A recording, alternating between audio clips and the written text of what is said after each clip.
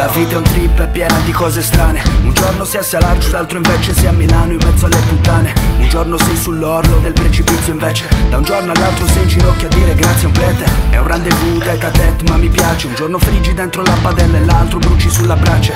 50-50 come una zoccola coi lifting. Forse è il momento di sedersi e fare un briefing. Mia mamma è in estasi perché ora faccio il serio, perché è un lavoro, me voglio loro quindi il lavoro lo abbrevio. Evio easy, qua lacrime e sorrisi. La maggior parte dei miei amici sono belli che spariti, quindi ora calo shot ed esco. Mi mischio tra le facce giù alla stazione di Sesto. Cerco la mia memoria ma sento che è troppo presto. E allora resto qua e scrivo un testo fondamentalmente senza senso. Quando è il momento di rispondere la vita forse vorrebbe che tu dessi forfe. Quando hai bisogno di riflettere non serve, perché magari è quello il giorno per te. Quando è il momento di rispondere la vita forse vorrebbe che tu dessi forfe. Quando hai bisogno di riflettere non serve, perché magari è quello il giorno per te. La vita è un trip, ti mette davanti a bivi. Potevo stare a casa ma adesso vivo in un buco senza zona living. Mangio sopra un controller MIDI e se non ti fidi dopo 2 mesi esci di testa e ti uccidi.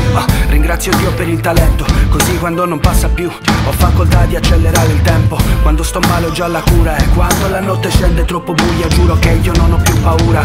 Da Cagliari a Milano solo andata man, con 100 euro e la sicurezza di non scendere. E non si tratta di vendere, il punto sta nel giocare con la voglia di non perdere. E se così non perderò anche se un po' tu ci speri. Se quando sono non dormo per scrivere i pensieri. Se resto sveglio a rappare fino a mattina non faccio la star, ma questa è l'unica mia medicina. Quando è il momento di rispondere la vita forse vorrebbe che tu dessi forfe. Quando hai bisogno di riflettere non serve, perché magari è quello il giorno per te. Quando è il momento di rispondere la vita forse vorrebbe che tu dessi forfe. Quando hai bisogno di riflettere non serve, perché magari è quello il giorno per te.